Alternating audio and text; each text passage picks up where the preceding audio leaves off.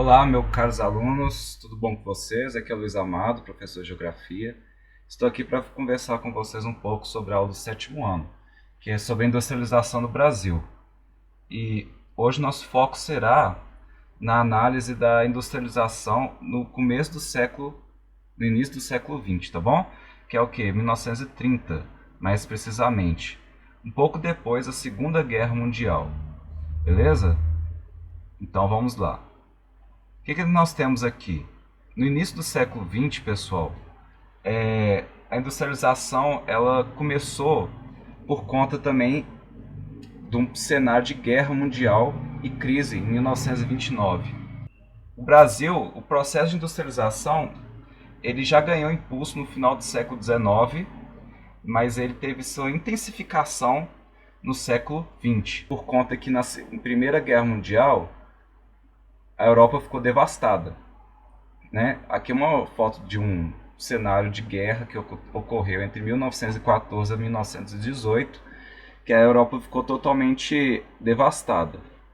E assim, gente, a partir desse cenário, né, os Estados Unidos, ele começou a vender bastante para a Europa para ela se reconstruir, mas teve um certo momento que a Europa não tinha mais dinheiro para comprar. Mas os Estados Unidos, num sistema totalmente fordista, né, ele estava buscando continuar suas vendas e aí, assim, ele exportava bastante, né, para outras regiões, exportava, só que ele estava contando com a compra, né, dos seus produtos, sempre que ele produzia, só que essa compra desses produtos não estava ocorrendo mais. O que acontece?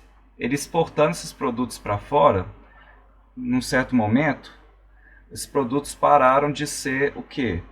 De ser comprados. Então o pessoal parou de comprar. E assim os Estados Unidos começou a criar uma bolha econômica que não tinha mais como ele vender esses produtos. Ele começou então a acumular esses produtos todos em seus estoques.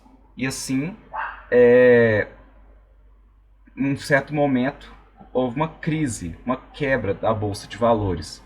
Cerca de 30 milhões de pessoas nessa época, só nos Estados Unidos, passaram fome ou tiveram risco de passar fome, tá? Ou seja, boa parte da população dos Estados Unidos estava totalmente carente. E aí o que acontece?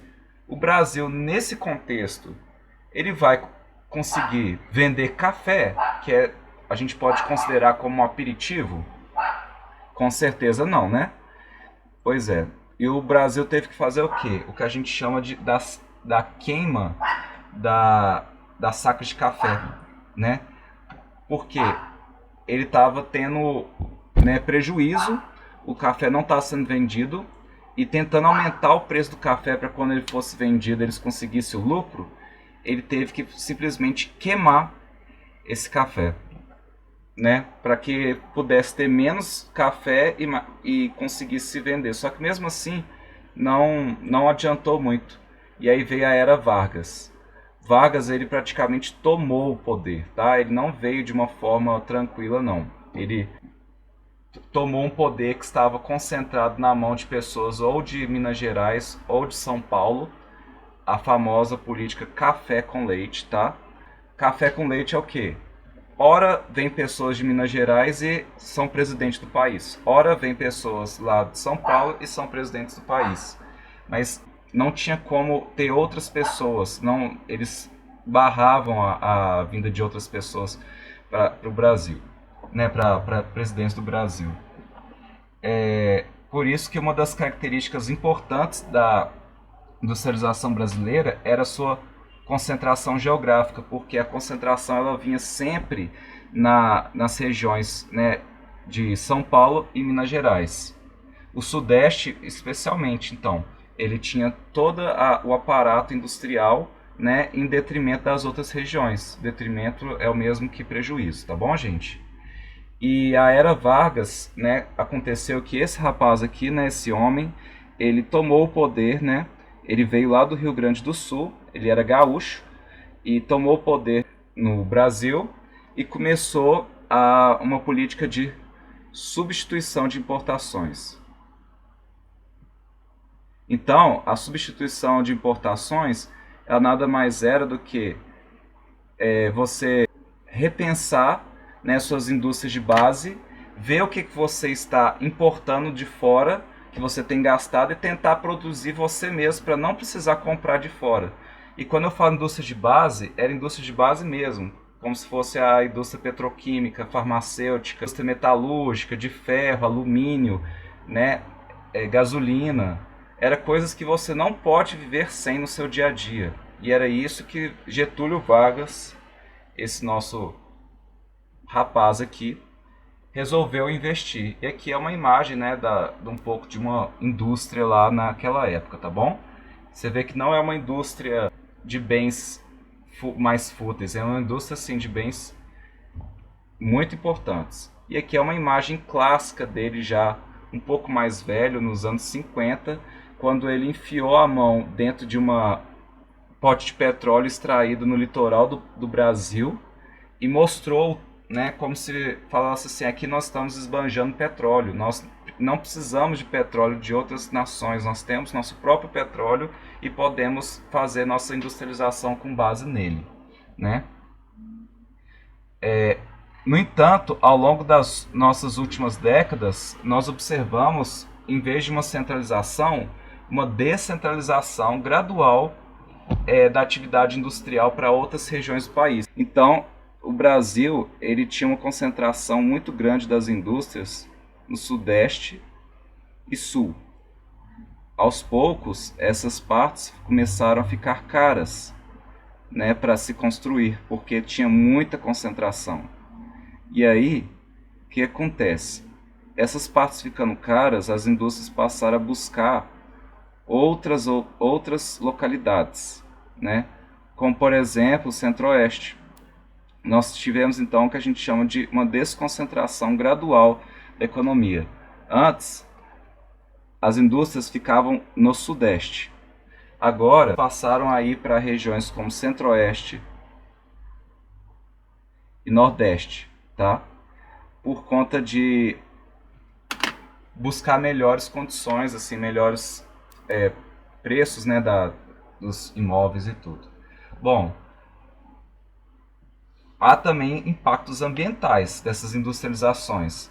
A exploração desenfreada dos recursos naturais, a poluição do ar, o desmatamento, a poluição da água, do solo, bem como o aumento da geração de resíduos industriais, são questões que desafiam a sustentabilidade. Então, onde que está a sustentabilidade nesse processo todo? É meio difícil, né, achar num cenário como esse. Mas elas também trouxeram profundas transformações sociais. A migração do campo para a cidade, a busca de trabalho nas indústrias, o surgimento de novas formas de organização do trabalho, que a gente chama de divisão internacional do trabalho, ou seja, as pessoas passaram a morar mais nas cidades para produzir, para exportação, produzir produtos básicos para exportação para a Europa, para os Estados Unidos, né? Tendo preços muito baixos, né? Os preços de salário eram ínfimos, então a pobreza também nas cidades aumentou. Então tudo isso foram consequências dessa industrialização. Mas mesmo assim houve também um aumento, né? Isso ajudou bastante a economia, porque houve um aumento do mercado consumidor, porque essas pessoas elas também vinham para consumir, né? Mas ao mesmo tempo elas não melhoravam tanto assim as suas condições. Era a famosa classe média baixa, tá? Que elas não melhoravam tanto suas condições. Viviam em cortiços, em subúrbios, em bairros afastados, tá? É o que a gente chama hoje de favelas. Outro aspecto relevante foi a dependência tecnológica e financeira do exterior. O Brasil, apesar de investir em indústrias de base, ele precisa e até hoje precisa, né, de trazer maquinário do exterior para fazer. Ele mais tem o domínio da matéria-prima, da extração de recursos naturais, do que o refino desses recursos. Ele traz toda a matéria, todo o maquinário, praticamente, a maior parte do maquinário ele produz no exterior, né? Ou não tem essa tecnologia, às vezes produz até aqui, mas a tecnologia vem do exterior. Então, a maior parte do valor dos produtos, a maior parte do valor de toda a produção fica em países como França, Alemanha, Suíça, Itália, Estados Unidos. Não fica no Brasil, né? O Brasil às vezes precisa de um investimento em inovação tecnológica, qualificação da mão de obra, para que essa mão de obra, né, não fique beirando a pobreza, né? Essa mão de obra, ela precisa o quê? Ser mais qualificada, as pessoas conseguirem mexer em maquinário mais sofisticado, mais complexo e ganhar mais dinheiro no seu salário também. Mas isso não acontece de forma satisfatória no Brasil. No Brasil também nós não temos uma sustentabilidade ambiental satisfatória. Então a gente tem o quê? Muita poluição, muitos problemas ambientais. E todos esses aspectos demandam muita atenção para garantir a competitividade e desenvolvimento sustentável no setor.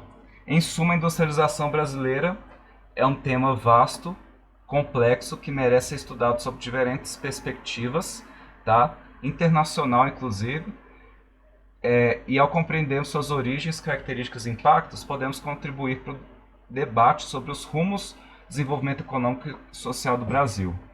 Eu espero mesmo que tenham apreciado essa aula, tenham adquirido nossos insights sobre industrialização brasileira. Se puder, dar um like, por favor, para ajudar muito esse canal. E até a próxima, pessoal. Bons estudos para vocês.